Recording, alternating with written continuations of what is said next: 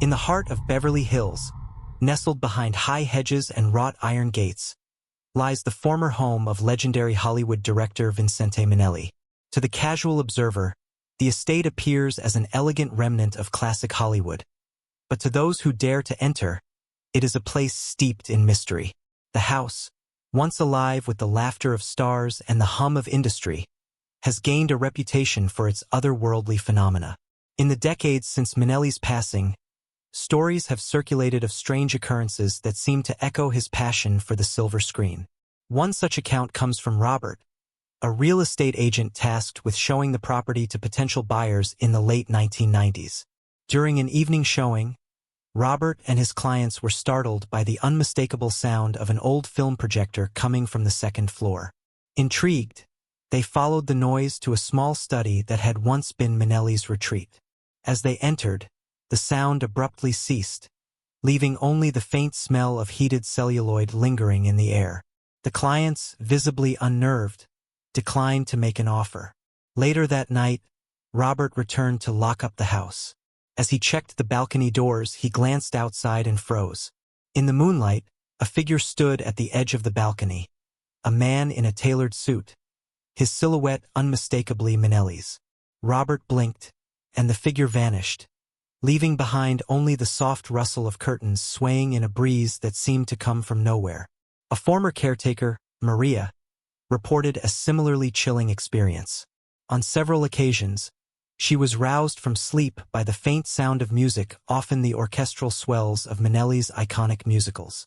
When she ventured downstairs to investigate, she found the living room illuminated by an ethereal glow, as if a movie were playing on an invisible screen.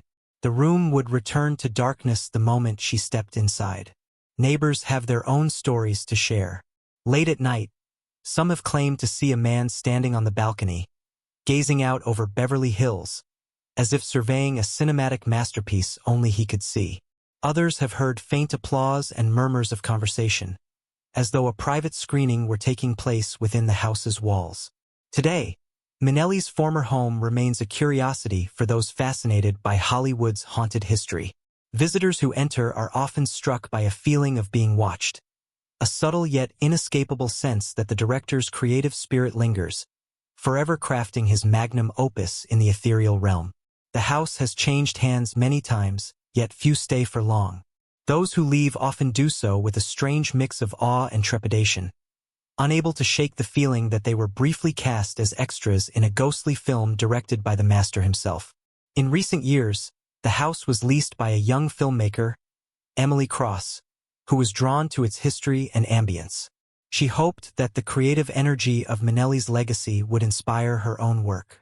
Emily moved in with her dog, a sprightly terrier named Jack, and immediately began transforming the study into her writing space.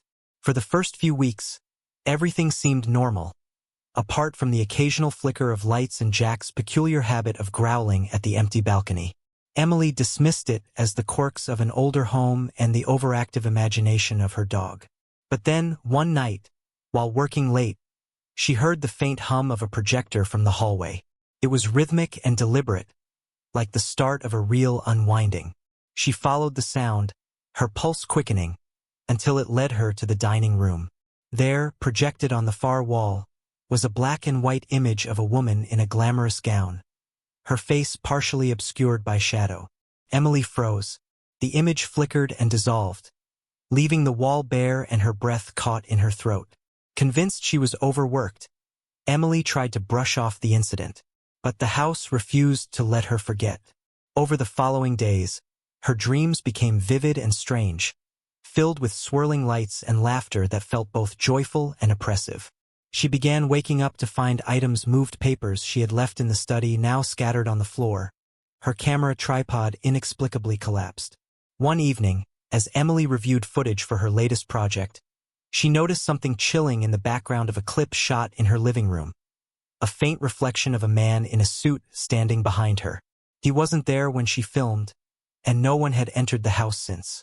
Terrified but intrigued, Emily decided to investigate. She reached out to a historian specializing in Hollywood lore, who uncovered a peculiar detail about Minnelli's life. In the last years of his career, He had been working on an uncompleted film, a personal and ambitious project that, according to studio records, was abandoned after production delays and creative disputes. No footage or script had ever been found. That's when Emily noticed something in the house she hadn't seen before. A door hidden behind a bookshelf in the study. It was locked, the key nowhere to be found. Determined, she called a locksmith, who managed to pry it open. Inside was a narrow staircase leading to a small, dusty room filled with film reels, an antique projector, and a tattered leather chair. Emily's breath hitched as she read the title etched on the reels in Minnelli's handwriting, The Last Picture. She hesitated, then loaded the first reel into the projector. As the images began to flicker to life, the lights in the room dimmed on their own, and the temperature dropped sharply. Jack growled, his hackles rising, but Emily couldn't tear her eyes away from the screen. The film was surreal, almost hypnotic, featuring scenes of familiar places in the house or study. The dining room, the balcony but altered, filled with ghostly figures and a haunting score that seemed to seep into her very bones. Then, as the reel spun to its conclusion, she heard footsteps behind her. Don't forget to subscribe and like if you liked this story. Emily turned slowly, every muscle in her body tensed. The room was dark except for the flickering light of the projector, casting shifting shadows across the walls. At first, she saw nothing but the dim outlines of furniture. Then, just beyond the reach of the projector's beam, she caught the faint glimmer of polished shoes. Her breath hitched as the figure stepped into the light. It was the man from the balcony, the man from the reflection. His face was sharp and composed, his suit impeccably tailored, but his eyes seemed to shimmer with a strange, unearthly intensity. He raised a hand, not in threat, but in a gesture of acknowledgement, as though he had been expecting her. "Do you see it now?" he asked, his voice low and resonant, carrying the cadence of a storyteller unraveling a secret. Before Emily could answer, the projector flickered violently, and the room was filled with a deafening hum. The film on the screen changed, revealing scenes she hadn't seen before, images of herself wandering the house, sitting at her desk, even sleeping in her bed. But there was something wrong. In every scene, she wasn't alone. The man was always there, standing just out of focus, watching her. Panic surged through her, but her feet felt rooted to the floor. "What is this?" she managed to whisper, her voice barely audible over the noise. The man tilted his head, his expression unreadable. "The truth," he said simply, as the images began to distort and blur, as though the film was unraveling in real time. Suddenly, the projector cut off, plunging the room into complete darkness. Emily fumbled for her phone, her hands shaking, but before she could turn on the flashlight, she felt the air around her shift. It was as if the room had expanded, the walls stretching away into an infinite void. A faint light emerged ahead of her, pulling her gaze. It wasn't the projector this time, but something else. An old film studio, its arched ceiling and towering sound stages materializing in the darkness. Emily's pulse quickened as she recognized the space from old photographs of Minnelli's sets. Only this wasn't a memory. It was happening now. The sound of applause erupted from the unseen corners, growing louder and more frenetic. Emily spun around, searching for the source, but the clapping seemed to come from every direction. Then, one by one, figures began to emerge from the shadows, actors in period costumes, crew members with vintage cameras, and musicians clutching faded instruments. Their faces were pale and expressionless, their eyes fixed on her as they closed in.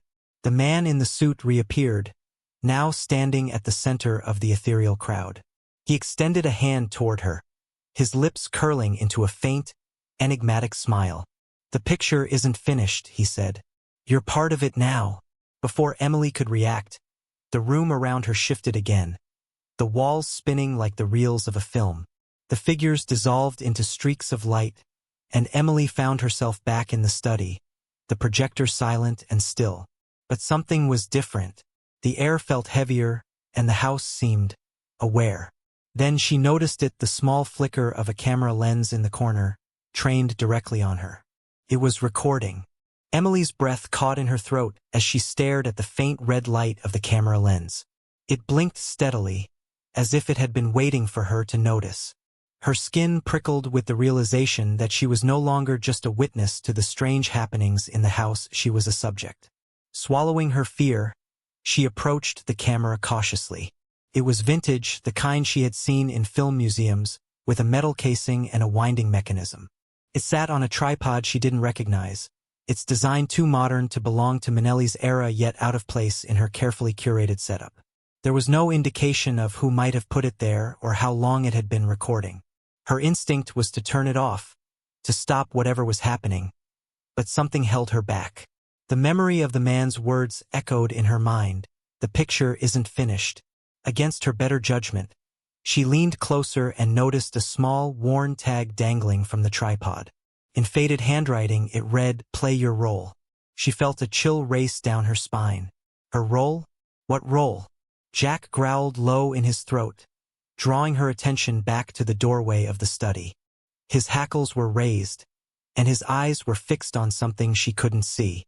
Emily turned, her heart pounding, and saw the faintest shadow stretching along the floorboards. A shadow that shouldn't be there. It moved, slow and deliberate, as if whatever cast it was circling her. Panicking, she grabbed her phone and tried to call anyone, but the screen glitched, the image distorting into the same grainy, flickering static she had seen on the film reel. The phone vibrated violently in her hand, then went black, its battery inexplicably drained. The silence that followed was suffocating, broken only by a sudden creak from the floor above. It was rhythmic, deliberate, like footsteps pacing back and forth.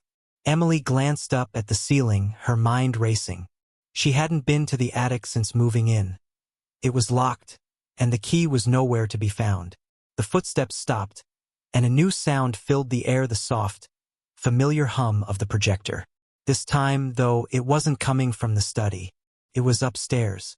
Summoning her courage, Emily grabbed a flashlight and headed for the staircase. Jack barked sharply, tugging at her pant leg as if to stop her, but she pressed on, her steps hesitant on the creaking stairs. The sound of the projector grew louder with each step, accompanied by faint voices. They were indistinct at first, but as she reached the landing, she began to pick out fragments. Quiet on set, roll camera, action. Her hand trembled as she pushed open the attic door. The room beyond was filled with a dim, unnatural light, as though it existed in a different time. At the center was the old projector she had found earlier, now running without any visible power source. It cast an image on the far wall, a grainy, flickering shot of a woman sitting at a desk. Emily froze. The woman on the screen was her. The scene played out as though someone had been filming her in secret. There she was, typing on her laptop, pouring coffee, walking through the house. But as the film continued, things became stranger. The Emily on screen wasn't alone. The shadowy figure of the man appeared, standing just behind her, his face still shrouded in darkness. Suddenly, the screen glitched, the image distorting. When it reappeared, it showed something that hadn't happened yet. Emily was standing in the attic, just as she was now, but she wasn't alone. Figures surrounded her, their faces obscured, their movements slow and deliberate. She watched in horror as the Emily on screen turned to face the camera, her eyes wide with terror. Then, slowly, the on-screen Emily began to smile. Emily stumbled backward, her breath hitching as she watched her on-screen doppelganger smile. It wasn't a reassuring or joyful expression, it was knowing, almost conspiratorial, as though she were in on a secret Emily couldn't fathom. The figures around her moved closer, their shapes flickering like a poorly synced projection, blending into the shadows that clung to the walls. The projector whirred louder, the film speeding up as if it was rewinding and fast-forwarding all at once. Emily covered her ears against the rising noise, but her eyes stayed glued to the screen. The smiling version of herself raised a hand, and the figures stopped moving, as though awaiting a command. Then she pointed directly at the camera, directly at Emily. The real Emily gasped, her flashlight slipping from her grasp and clattering to the floor. The attic plunged into near darkness, except for the flickering light from the screen. A cold gust of air swept through the room, carrying with it the faint scent of cigarette smoke and something metallic, like old film canisters. Her instinct screamed for her to run, but her legs felt rooted to the floor. Slowly, the figures on the screen began to step out of the frame. At first, it seemed like a trick of the light, a clever effect Minnelli might have used in his films. But as they crossed the boundary between the projection and the attic, their forms became solid, their footsteps heavy on the creaking wooden planks. Emily tried to back away, but the door she had entered through was no longer there.